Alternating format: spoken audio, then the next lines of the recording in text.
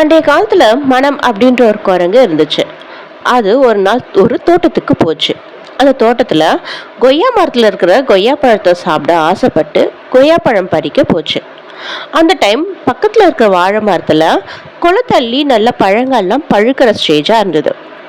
அதை பார்த்த இந்த மனம் குரங்குக்கு வாழைப்பழம் சாப்பிடணுன்ற ஆசை வந்துச்சு. அதனால வாழை மரத்துக்கு தாவுச்சு.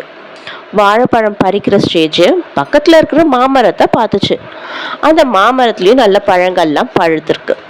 இந்த மனம் சரி நம்ம மாம்பழம் சாப்பிடலாம்னு சொல்லி மாம்பழத்தை பறிக்க போச்சு. அந்த டைம் பார்த்து அந்த தோட்டக்காரன் கும்பு எடுத்துட்டு அதை அடிக்க வர அந்த குரங்கும் எந்த பழமும் பறிக்காம அந்த தோட்டத்தை விட்டு வெளியே போயிடுச்சு. அது மாதிரிதாங்க நிறைய பேர் ஒரே சமயத்துல நிறைய வேலைகளை செய்யணும்னு நினைப்பாங்க.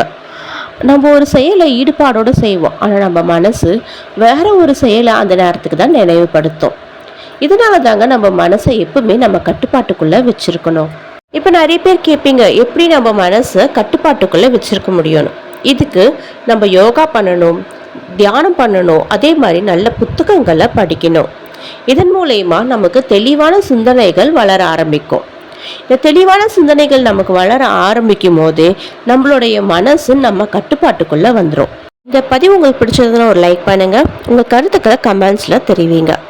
மேலும் இந்த மாதிரி பதிவுகளை கேட்கறதுக்கு சேனலை சப்ஸ்கிரைப் பண்ணிக்கோங்க. மீண்டும் தெளிவான சிந்தனையோடு உங்களை சந்திக்கிறேன். நன்றி, வணக்கம்.